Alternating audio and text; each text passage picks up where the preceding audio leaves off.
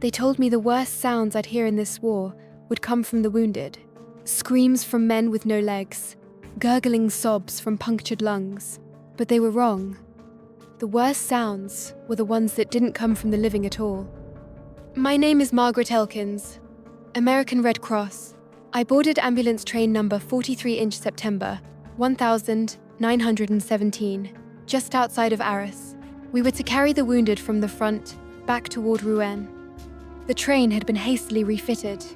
12 carriages, each lined with stretchers, bandages, morphine, and the scent of dried blood soaked into the floorboards.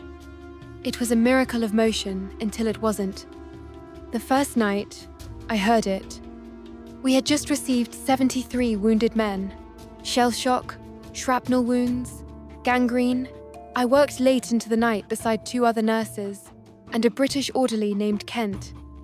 Around 0300, I retired to the staff bunk at the rear of the train. The wheels clacked rhythmically below me, and I let my eyes close. Then crying.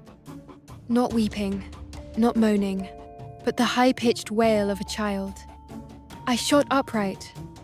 At first, I thought it was a dream. A child? Here? I slipped on my boots and coat and stepped into the narrow corridor. The train swayed. The overhead gas lamp flickered. We weren't near any village. No civilians had been taken aboard. Still, the crying continued. It came from carriage 6. I moved slowly, passing through the medical cars. The wounded were asleep or unconscious, some softly groaning in dreams, soaked with trauma. As I reached carriage 6, the noise stopped. Dead silence. I opened the door. No one there. Only stretchers with dried brown stains, where fresh blood had been just hours earlier. The men who had lain here were evacuated earlier that evening, stable enough to be moved. But the scent of iron was stronger than before. I crouched down. Fresh blood, still wet, smearing the wood grain like someone had dragged their fingers across the floor. But no bodies, no prints, no source. I turned quickly, heart thudding, and returned to my bunk. I told no one. Who would believe it? The next morning, I mentioned it casually to Kent over tea. He raised an eyebrow. You heard it too, then? I blinked. What do you mean? He leaned in. I've done 4 tours on this train. Every time we haul the wounded, someone hears crying. Always the same, middle of the night. No child on board. Wet footprints. Fresh blood in empty cars. We used to think it was rats, or the wounded, hallucinating. But it happens even when there's no one in that car. I asked why no one had reported it. He looked away, because if you say something, they'll call it war fatigue, and then you'll end up off duty, or worse, assigned to the lunatic trains. And I'd rather deal with ghosts than be locked up with the shell shockers screaming all night. That night, I lay awake listening. Nothing came, just the groan of brakes and the steady rhythm of the tracks. But the night after I saw it. We had just taken on another round of wounded at a station near Cambrai. Many were unconscious, but one, a boy named Private James Mallory, barely 17, was talking to someone who wasn't there. He gripped my hand tightly as I changed his dressings. "Nurse," he whispered. "There's a boy in the corner. Keeps staring at me." I followed his eyes. Nothing there. "Where's your family, miss?" he asked me suddenly. "In New York," I answered softly. He nodded. "Mine too. But that boy said I'm not going back." I smiled as gently as I could. "He's just a dream, sweetheart. You're going to be fine." He died 2 hours later. No fever. No hemorrhage. Just stopped breathing. The next morning, I found blood streaks leading from his stretcher to the end of carriage 6, as though something had dragged him. No one else had moved him. By the 4th day aboard, none of us was sleeping. The sounds came nightly now, a low knocking, then crying, sometimes laughter. I stopped trusting the lamps they flickered, as if the train passed through shadows darker than night. On the 5th night, I saw them. Not 1, but 3. I was inspecting the far car when I noticed the corridor ahead was fogged, like breath on a mirror. As I stepped closer, I saw them children in hospital smocks, no older than 8 or 9. Standing between the beds, their faces were pale, their eyes black, like soot. Each wore an armband with the Red Cross emblem, but old, faded, as if washed 100 times in blood. One turned to me. "Nurse," he whispered, "why won't you take us too?" I gasped and dropped the lantern. The glass shattered. The children vanished. But the blood didn't. It was on my shoes, my hands. I told myself I was tired, delirious. But then I noticed something I had missed all along these children. They only appeared after a patient died.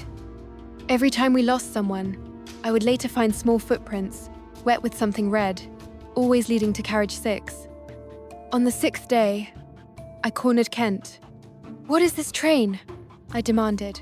"Who were those children?" He looked haunted. This train used to be French, before the Red Cross got it.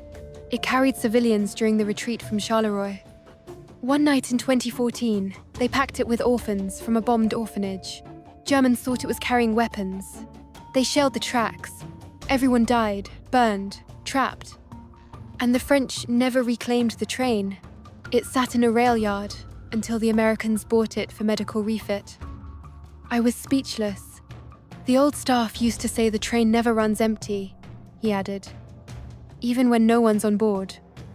I started keeping a journal. I noted every sound, every appearance, every death. By the 7th day, something changed. Now, even the patients who survived claimed to hear voices. One man screamed so loudly in his sleep we had to sedate him. Another tried to rip out his own stitches, shouting, "Get the children away from me!" I tried to stay rational. I was a nurse, trained in medicine, in the human body, in shock. But this wasn't madness. It was something else. That night, I was alone in carriage 6 when I heard the whistle. Not the engineer's. A boy's whistle. Shrill, almost playful. I turned. No one. Then the train lurched violently. Lights went out.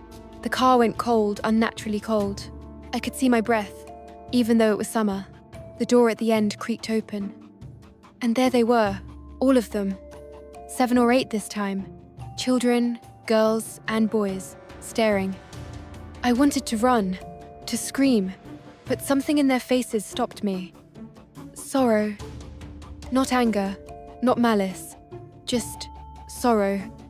One stepped forward, a girl in a singed dress. She reached out and touched my hand. Her skin was ice. "We never made it," she whispered. No one came. I wanted to speak, but my throat was tight. Then they vanished. I looked down. My hand was bleeding. 3 small fingerprints marked the skin, like burns. At journey's end, when we arrived at Rouen, I insisted I be reassigned. My superior didn't argue. He just nodded, said many nurses didn't last long on that train. As I packed my things, I returned one last time to carriage 6. It was empty. No wounded, no staff. But in the corner, etched into the wooden wall, I found writing, dozens of names, childlike handwriting, names I'd never seen on any patient manifest. And under them, a message. "Please take us home." I wept, because I finally understood. This train, it never ran empty. It carried more than the wounded. It carried the ones we couldn't save, the ones we forgot. And even now, I hear that whistle sometimes, in dreams. A child's cry, far away, rolling across tracks that never end. The haunted ambulance train still runs, and I was just one of its passengers.